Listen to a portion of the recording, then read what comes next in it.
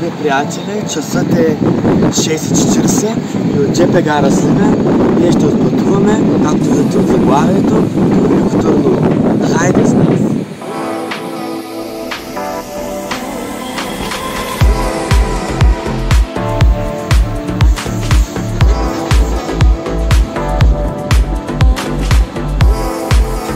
Здравейте, приятели! Пристигнахме в Велико Търново и от тук започва нашето пътешествие днес.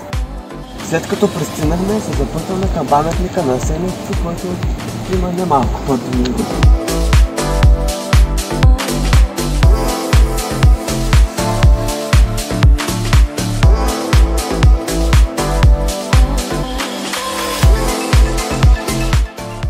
След като посетихме паметника на Асеневци, се запътваме към Царевец, като според Google Maps имаме 21 минути път, който започва от тук.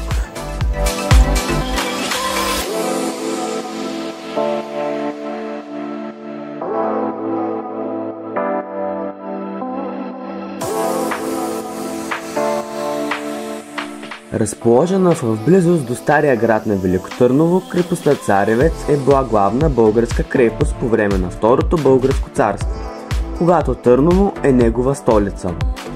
През средновековието хълмът, на който се намира, е изцяло застроен с жилищни и административни постройки. В наши дни крепостта се е превърнала в известна туристическа атракция, привличаща посетители от близо и далеч със своето величие и история. Скъпи приятели, вече сме на Царевец. Срещу нас е хълмът Ефесица. И продължаваме нашата разходка на Царевец.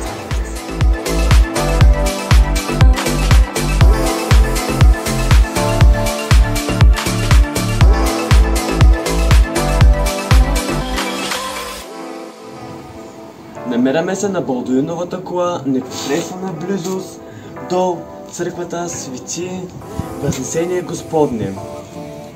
Мога да ви кажа, че на крепостта Царевец е много хубаво. Препоръчвам ви да посетите не само крепостта, но и второпрестолния град Търново, защото е много хубаво и ще се потопите в историята на града и не само.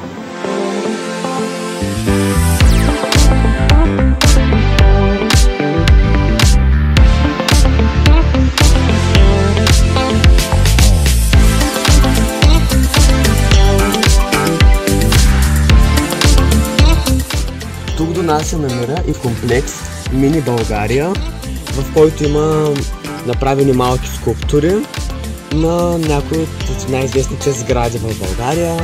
Рилския манастир, Народното събрание, Триъгълника на властта в София, Плевенската епопея, както и много други, за които няма да ми стигне времето да ви ги изброявам.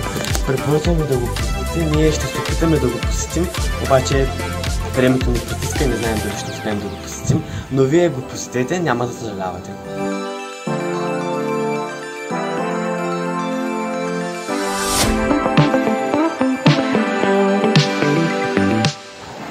Продължаваме да вървим към ЖП гара Велико Търново, където ще се хванем влака в 17:51 за Дъбово, където ще направим прекачване с Сливен.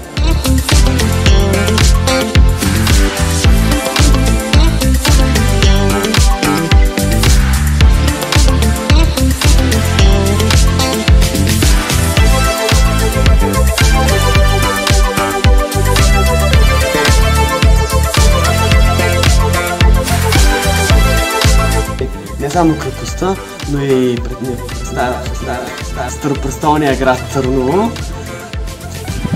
Намираме се на Балдуиновата кула, непосредствена близост до църквата Свети Фрос. Пристигнаваме към ЖП гарата. Нашето пътешествие наближава своя край. Продължаваме към ЖП гарата. Да, път си, ако искаш, трябваше по-откъснеш.